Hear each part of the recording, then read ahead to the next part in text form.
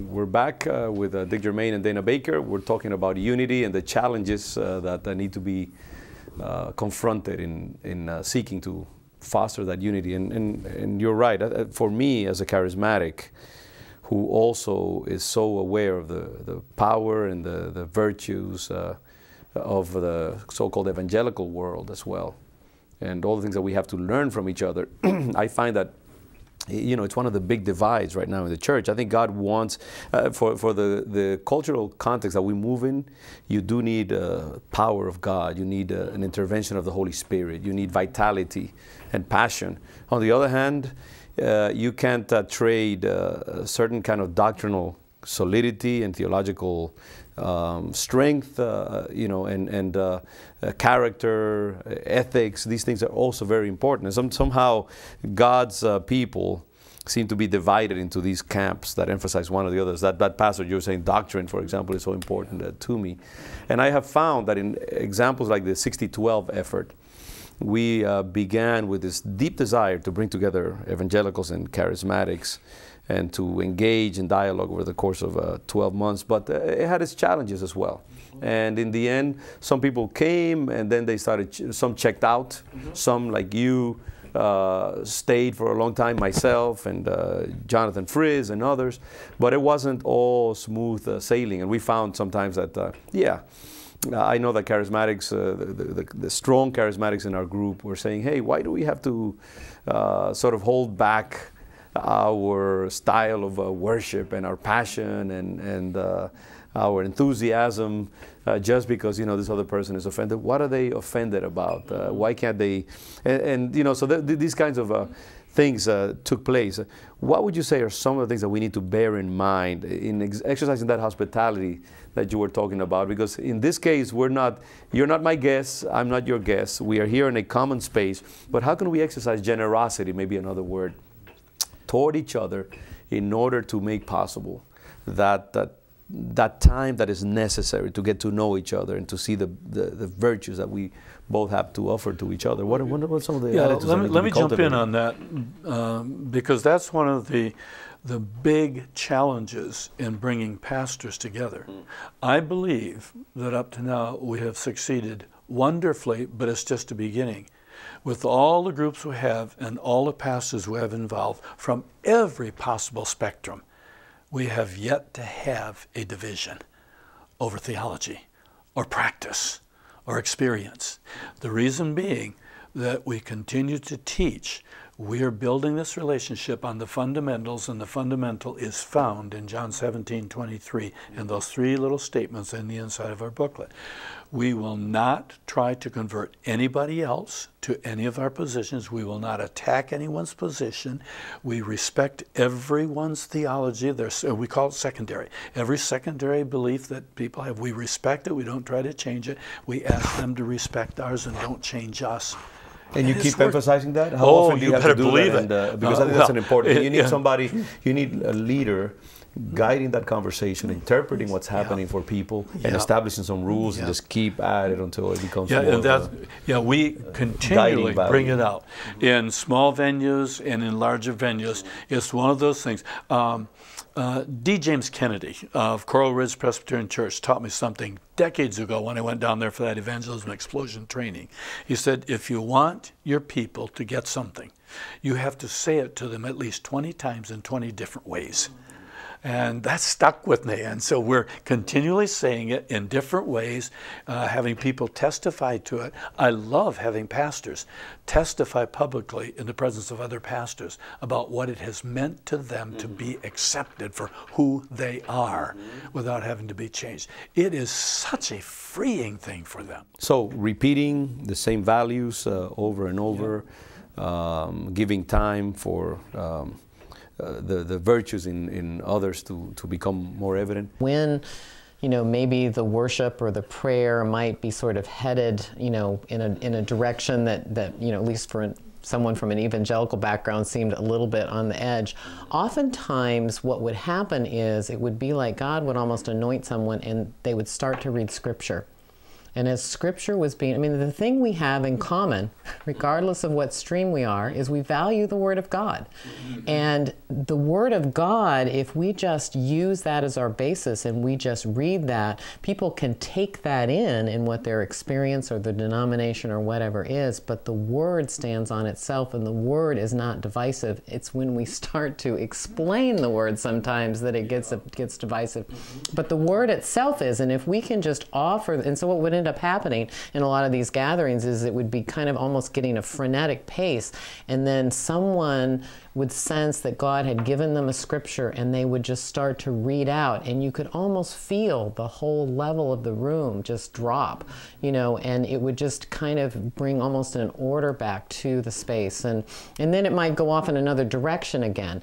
But then there were also the leadership aspect in being modeled, again, having some people that were there and were understanding of what the potential tension is, that sometimes either you or Jonathan or others that were leading this group would step in and start to pray out and actually, you know, not, I don't want to say control because that sounds manipulative, guide, but just in the way of their way of praying and knowing what the bigger picture was and purpose for this, they would pray into the space and kind of bring that order back. So I think we have to focus on, again, what are the things that bring us together that don't divide us? And the Word, I mean, you know, God says, my word will not return void.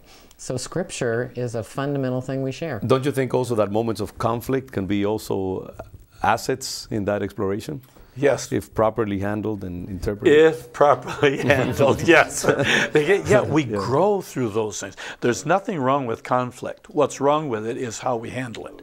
You see.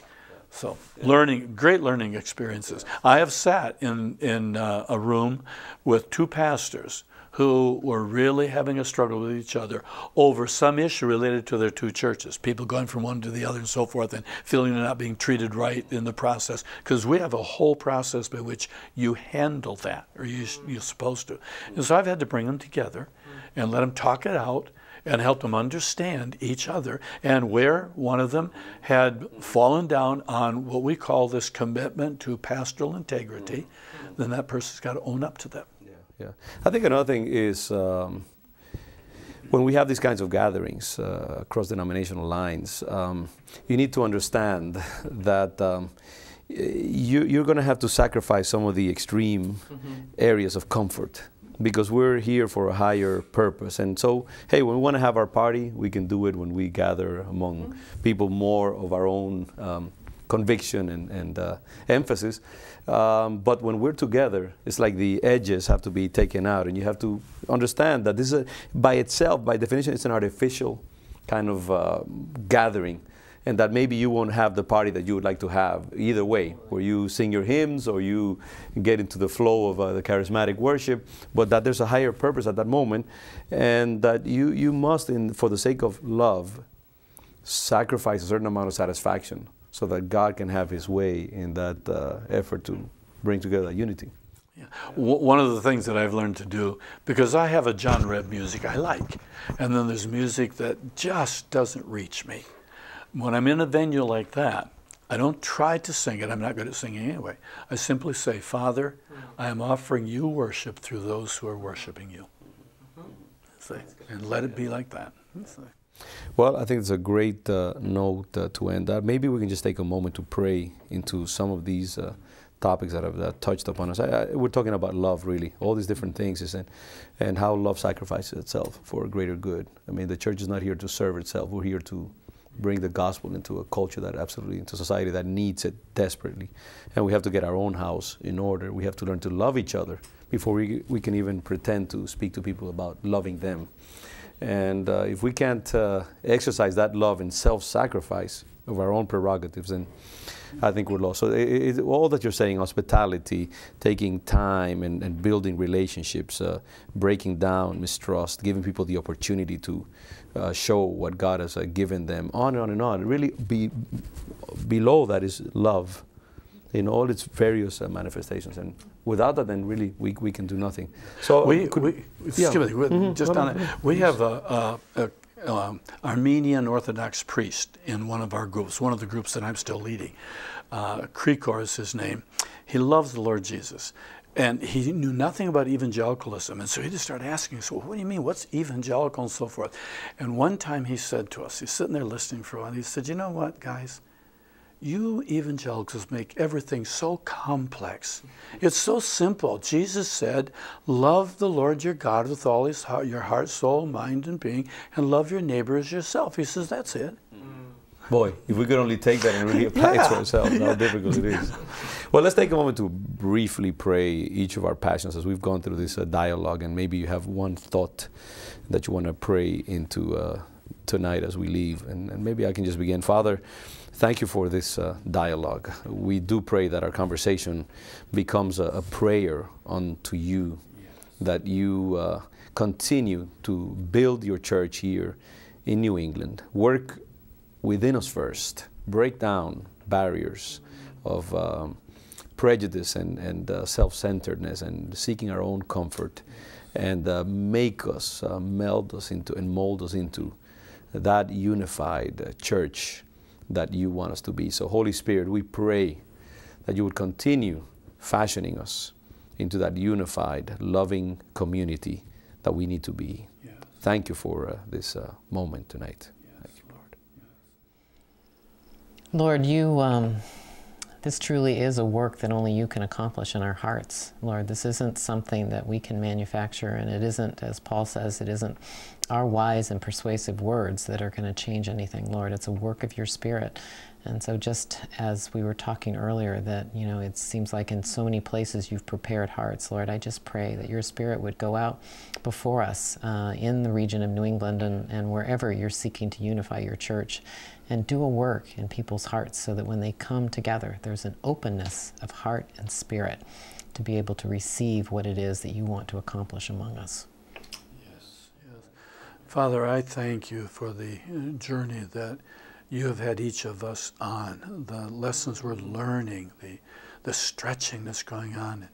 I know, we all know it's going to continue, and so we pray that it would, but we pray for all of our brothers and sisters in Christ, especially those who are in positions of servant leadership all over New England, that they too would be drawn into such a journey where you reveal your heart increasingly to them, that they might love the people around them as you said we are to love. And I pray that as I've cried out to you time and time again for myself, when each of us begins to feel the pain of this kind of stretching and we cry out, enough, I can't take any more, don't listen to us. That's just our flesh. Continue your good work, that we might be all you want us to be for your glory, but for our good too, Father. In Jesus' name. Amen. Amen. Amen. Well, we're so thankful to Dana Baker and Dick Germain for taking the time to be with us. Thank you so much for your really illuminating comments and thoughts. I'm sure that we are all enriched through it, and we will continue working on behalf of God's kingdom here in New England. Thank you for being here, and thank you for spending the time with us.